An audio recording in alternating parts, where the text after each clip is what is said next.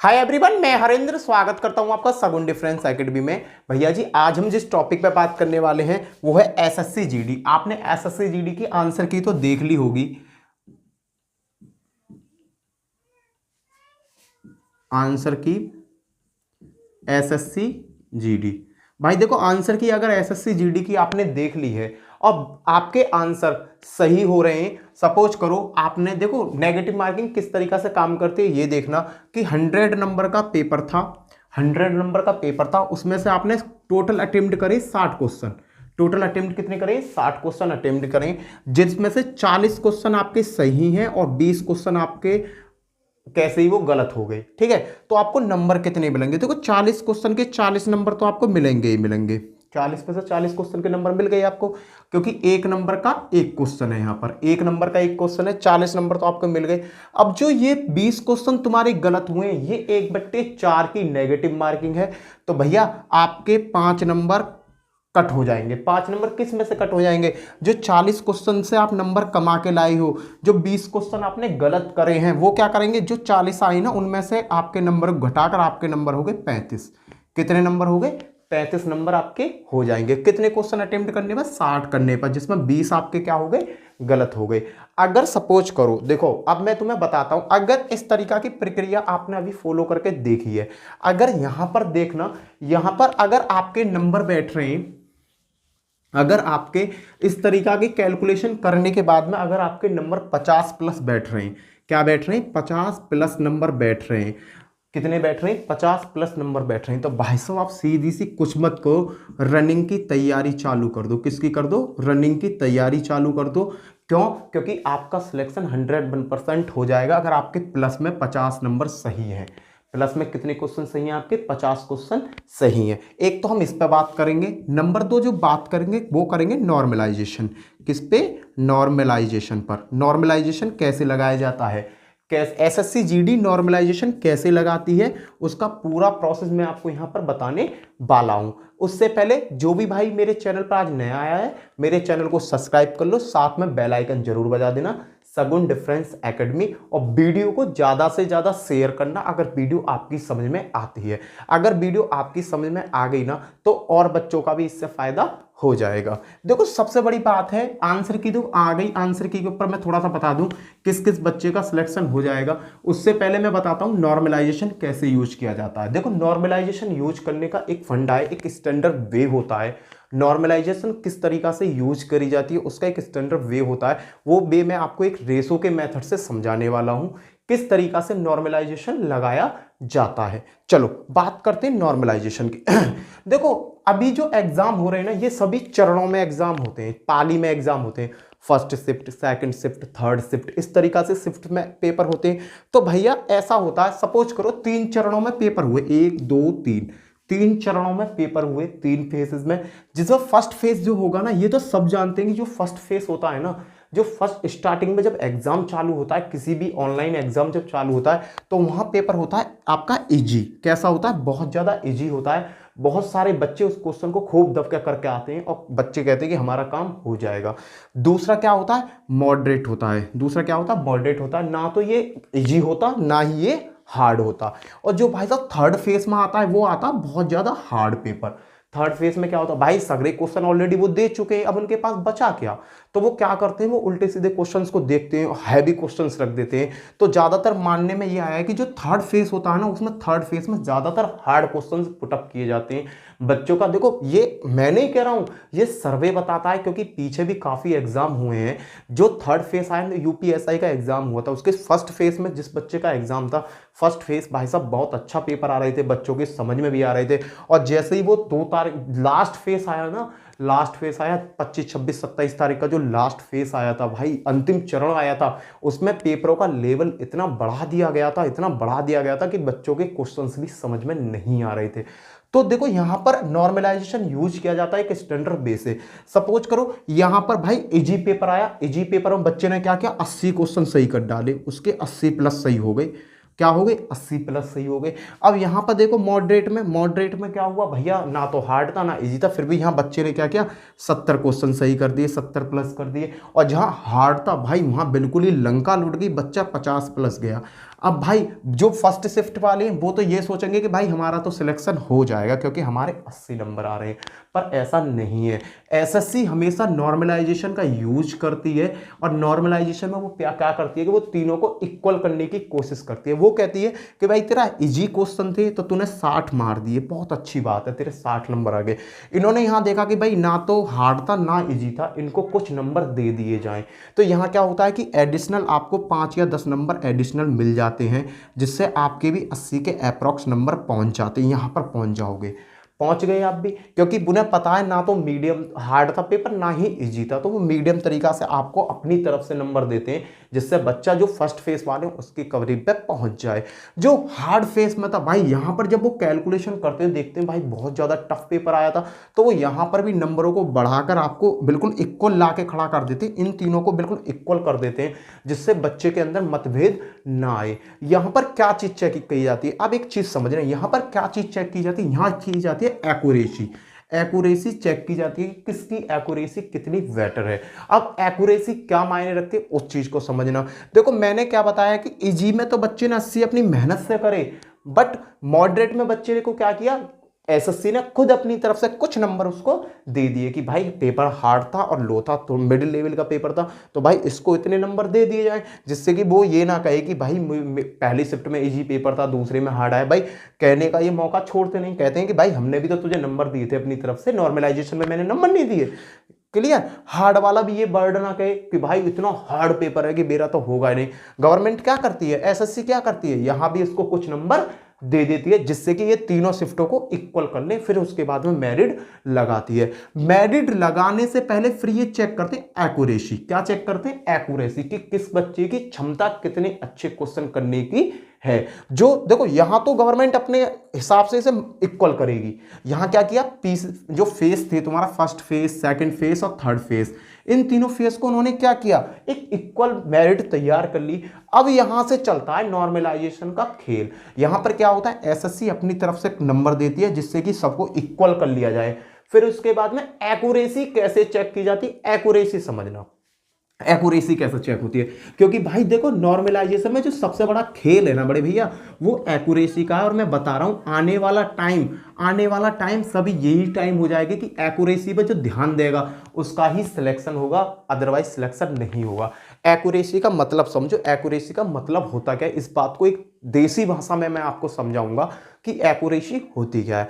भाई देखो एक्यूरेसी में 100 क्वेश्चन थे, 100 पे क्वेश्चन आए, कितने क्वेश्चन आए, 100 क्वेश्चन आए। अब एक्यूरेसी यहां कैसे चेक होगी, इस चीज को समझना। अब तुमने सही तो क्वेश्चन कर दिए 50, सही क्या कर दिए 50 क्वेश्चन। अब 50 क्वेश्चन तो आपको आते नहीं है, 50 क्वेश्चन आपको आते नहीं है, आपको पता है कि नेगेटिव मार्किंग चल रही है, तो आप क्या करोगे, तुम कहोगे यार नेगेटिव मार्किंग, क्या पता मेरे आए हुए नंबर में से नंबर ना चला जाए। तो वो क्या करेगा, वो उन्हीं नंबरों में तुक्का लगाएगा, तुक्का लगाना, केवल उन्हीं क्वेश्चनों में तुक्का लगाएगा जिस पर उसे कम से कम 80 और 100% के बीच में ये श्योर होगा कि हाँ भाई ये आंसर हो सकता है। 100% तो नहीं कहूंगा, 80 और 100% के बीच में वो उसी क्वेश्चन को टिक करेगा जिस पर उसे पूरा डाउट होगा कि हाँ यार इसका आंसर ये होगा, ये नहीं ये होगा। अगर तुक्का लगाएगा ना वो, अगर बच्चे ने तुक्का लगाया यहाँ 4 क्वेश्चन पे, तुक्का लगाया उसने 4 क्वेश्चन पे, टोटल क्वेश्चन किसने करे, इसने 54 क्वेश्चन सॉल्व करे। अब भैया क्या हुआ, अब इसने जो तुक्का लगाया था ये चारों के चारों उसके गलत हो गए, चारों सपोज करो चारों के चारों उसके गलत हो गए, तो 50 नंबर तो यहां से इससे मिल गई, देन एक नंबर यहां से कट गया 40, राइट। बट भैया जो एक्यूरेसी आएगी इसकी, एक्यूरेसी जो आएगी वो आएगी हाई लेवल की, कि भाई लड़के ने केवल वही क्वेश्चन करे जो इसको आते, एक्यूरेसी पहुंच जाएगी 97 पॉइंट कुछ, कि भाई इसने वही क्वेश्चन क्या है जो इसको आता है। तो अगर जिसकी एक्यूरेसी बेटर होगी, अच्छी होगी, एक्यूरेसी अच्छी होगी, तो उसका रिजल्ट भी अच्छा आएगा और उससे नॉर्मलाइजेशन में ज्यादा से ज्यादा अंक देकर अप करा जाएगा। उसे नॉर्मलाइज, उसने कहा कि भाई इसकी एक्यूरेसी बहुत अच्छी है, बंदे ने बहुत सटीक आंसर दिए। देखो काम कम करो पर करो एक क्वालिटी का, कहते हैं ना काम, कोई भी काम चल रहा है, कहते हैं कि भाई काम कोई भी करो पर काम एक ऐसा होना चाहिए जिस पर क्वालिटी नजर आनी चाहिए। तो यहां जिसकी अच्छी क्वालिटी नजर आएगी उसे नॉर्मलाइजेशन में बहुत ज्यादा फायदा मिलने वाला है। जिसकी नॉर्मलाइजेशन में भाई क्वालिटी अच्छी है, काम की परफॉर्मेंस अच्छी है, परफॉर्मेंस तो यहां अच्छी हो गई, देन क्वालिटी यहां चेक हो जाएगी। भाई इसने बंदे ने 50 क्वेश्चन तो सटीक बिल्कुल सही करे, 4 क्वेश्चन इसको तुक्का में लगे, इसने टिक मार दिया, वो भी एनी सिचुएशन गलत हो गए, तो उसकी एक्यूरेसी क्या जाएगी, एक्यूरेसी बड़ी हैवी जाएगी, उसकी कार्य करने की क्षमता और इंटेलिजेंसी बहुत अच्छी है। अब यहां पर क्या होगा, आपका रेशो बढ़ेगा। भाई नॉर्मलाइजेशन में आपको ज्यादा से ज्यादा नंबर दिए जाएंगे, क्योंकि बात आती है रेशो पर। आपका रेशो यहां पर बहुत अच्छा निकल के आया कि भाई देखो गंदा काम भी किया है तो बहुत कम किया है इसने, ऐसा नहीं कि पेल के ही कर दिया है। अब मैं दूसरी बात बताऊंगा आपको, देखो यहां नंबर भी कट कर कितने हुए, 49 नंबर हो गए।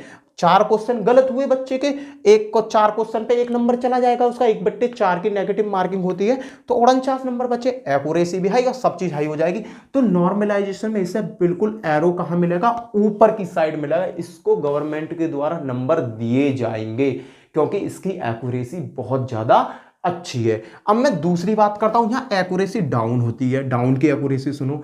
देखो यहां पर क्या फंडा है, मैं फंडा बताता हूं यहां एक्यूरेसी कैसे काम करेगी। देखो ये तो समझ में आ गया होगा कि भाई देखो देखो मैं बताता हूं, अगर नेगेटिव मार्किंग का खेल है तो काम वही करो जो बिल्कुल करेक्ट है। तुक्का मारने के चक्कर में मत लगो, क्योंकि तुक्का तो तुम मार दोगे, तुक्का में तुम्हारा सही हो गया तो तुम्हारे लिए बल्ले बल्ले, अगर गलत हो गया तो तुम्हारा नॉर्मलाइजेशन बिल्कुल गड्ढे में चला जाएगा।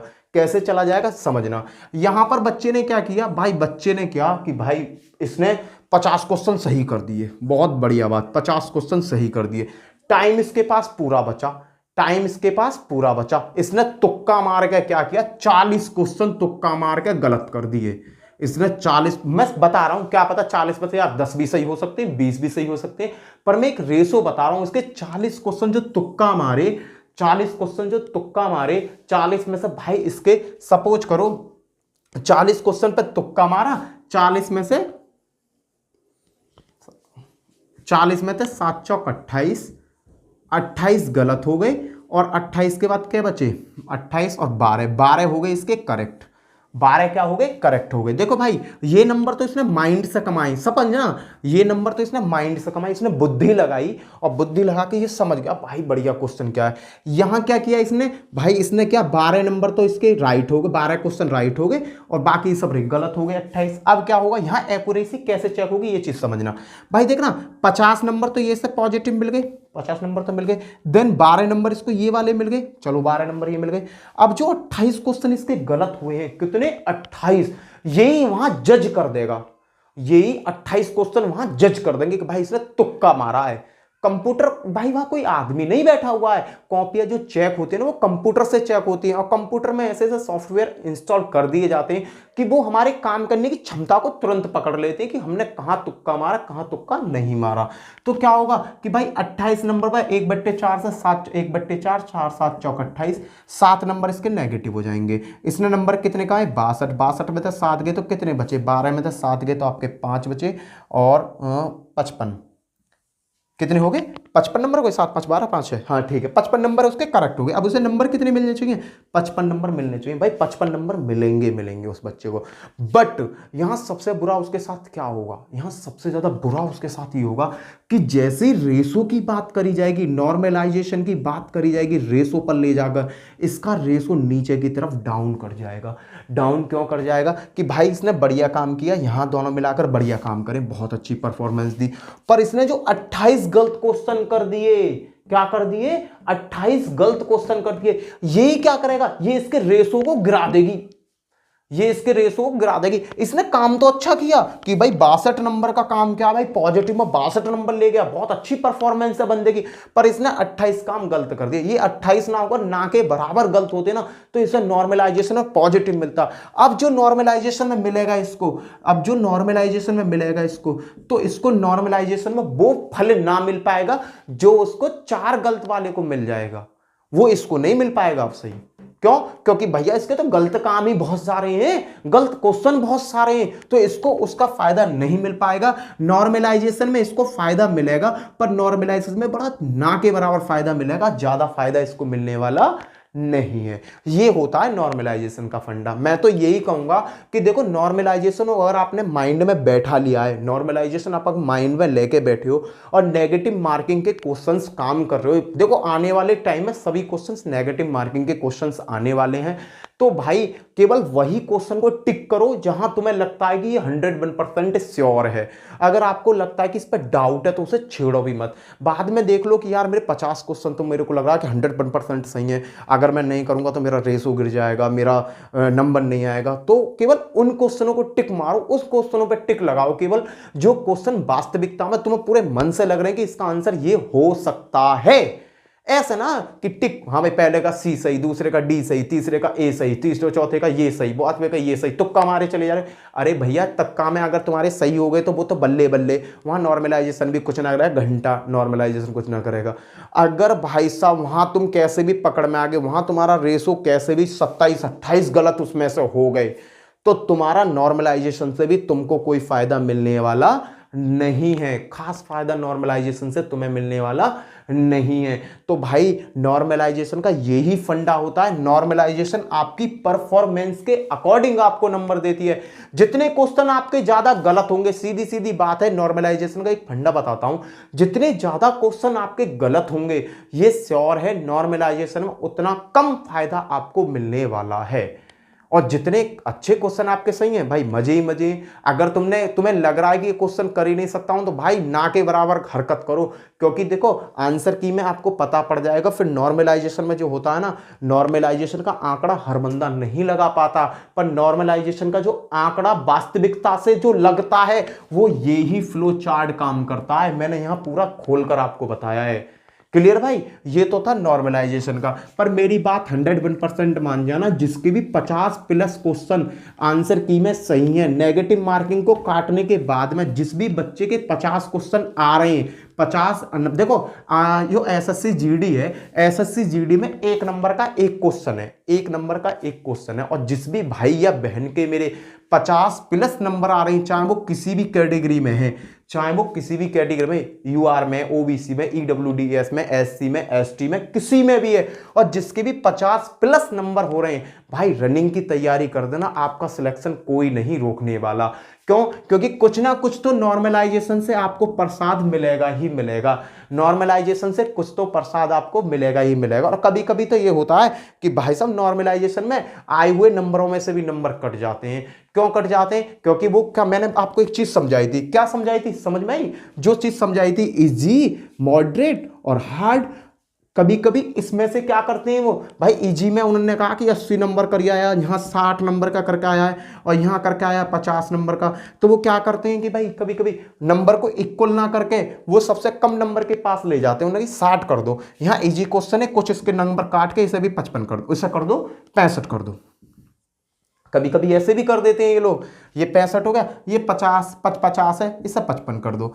कहने का मतलब इन तीनों को बिल्कुल आसपास ले जाके खड़ा कर देंगे, जिससे बच्चे को फायदा लगे। जैसे मिडिल मॉडर्न पे तो 60 थे ही थे, इजी में क्या हुआ, आए हुए से नंबर हटाई 65 कर दिया उन्होंने, ठीक है। हार्ड में क्या किया, 50 है भाई, 5 नंबर अपनी तरफ से बढ़ा दो। ये नॉर्मलाइजेशन का एक बहुत बड़ा फंडा है जो समझ में आसानी से नहीं आता, पर मैंने नॉर्मलाइजेशन का आपको जो लॉजिक चलता है नॉर्मलाइजेशन का, वो लॉजिक मैंने आपको यहां पर समझाया है। अब मैं बात करना चाहूंगा जो एसएससी जीडी की जो भाई साहब आंसर की है, उस पर बात करना चाहूंगा कि जिस भी भाई या बहन के इतने नंबर आ रहे हैं, भाई रनिंग चालू कर दो, क्योंकि तुम्हारा सिलेक्शन 101% हो जाएगा। बिल्कुल भी टेंशन मत लो। और मैंने कई चीजें बताई हैं कि गुड न्यूज तो यही है कि जल्दी से जल्दी जनवरी में आपका रिजल्ट एसएससी जीडी का आ जाएगा। एसएससी जीडी का अगर रिजल्ट आपके हाथ में आ गया तो ये लगा लेना, ये भर्ती बहुत जल्दी फास्ट तरीका से क्लियर करा दी जाएगी। ये तो है बहुत बड़ी गुड न्यूज। और भाई साहब डेट शीट जो मैं बता रहा हूं, रिजल्ट की जो डेट शीट है जो आ रही है अभी सामने, वो जो रिजल्ट शीट बताई गई है वो जनवरी के 2nd वीक में आपका रिजल्ट आ जाएगा। एसएससी जीडी का जनवरी के मिड में, आपका 2nd वीक में आपका रिजल्ट आ जाएगा। और देखो मैं बताता हूं, देखो एसएससी जीडी में आंसर की में आपको पता चल गया होगा, मैंने क्या बताया कि नेगेटिव को हटाने के बाद में आपको देखना कितने नंबर आपके आ रहे हैं। अगर भाई साहब अनरिजर्व हो आप, तो मेल का और फीमेल का मैं दोनों का बताता चलूंगा किसके कितने इतने नंबर हैं। तो तो ये समझना तुम्हारा सिलेक्शन हो गया, कोई रोका नहीं है। क्योंकि भाई साहब मैंने बहुत ज़्यादा कैलकुलेशन करने के बाद में, बहुत वीडियो देखने के बाद में, 2018 की वीडियो देखने के बाद में, बहुत ज़्यादा डाटा कलेक्ट करने के बाद में, बच्चों का एनालाइज करने के बाद में, बहुत सारी चीज़ें करी, तब जाकर मैंने ये एसएससी जीडी की लास्ट वीडियो बना रहा हूँ भाई तुम्हारे लिए।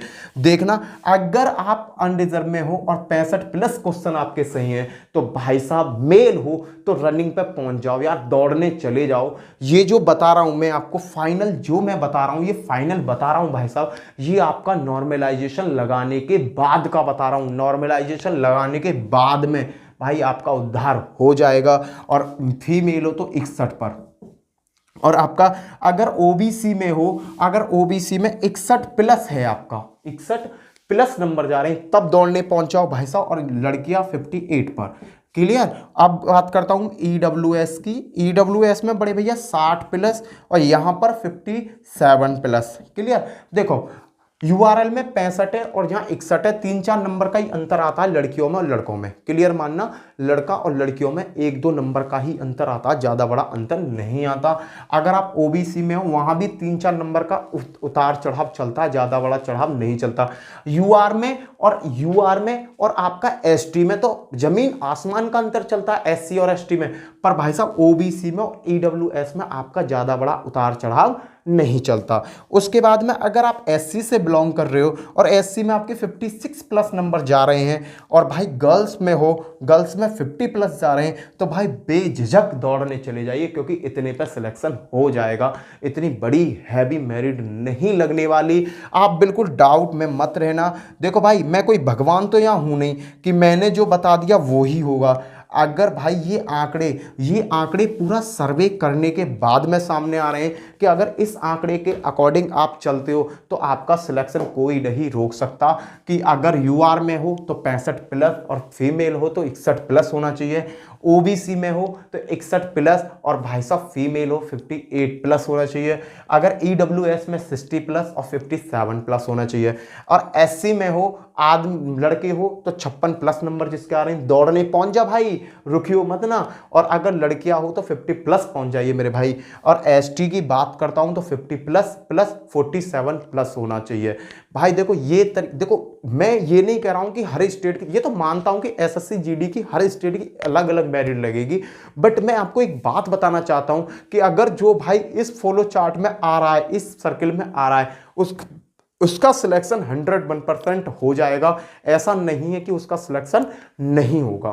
क्लियर है भाई। तो मैंने आपको बताया, पूरा आंसर की बता दिया, पूरा आंसर की में नॉर्मलाइजेशन कैसे लगाते हैं। ये जो नॉर्मलाइजेशन है ना, ये नॉर्मलाइजेशन हर एग्जाम में लगता है। ऐसा नहीं है कि एसएससी जीडी में ही लगेगा, नहीं, इसी पैटर्न से ये हर एग्जाम में लगाया जाता है। यहां नॉर्मलाइजेशन की रिक्वायरमेंट होती है। वो यही देखते हैं कि किसकी परफॉर्मेंस अच्छी। भाई जितने अच्छे क्वेश्चन करोगे और जितने ज्यादा क्वेश्चन तुम्हारे गलत होंगे ना, उतना नॉर्मलाइजेशन पर आपका इफेक्ट डलने वाला है। और जितना कम क्वेश्चन आपके गलत होंगे, नॉर्मलाइजेशन उतनी अप जाने वाली है आपकी। क्लियर है भाई। इसी के साथ जय हिंद, जय भारत। फिर मिलता हूं नेक्स्ट वीडियो में। Bye bye. और भाई चैनल को सब्सक्राइब करना, साथ में बेल आइकन जरूर बजाना और अपने दोस्तों में ज्यादा से ज्यादा शेयर करना, जिससे कि सभी भाई लोग इस चीज को सीख जाएं। Bye bye.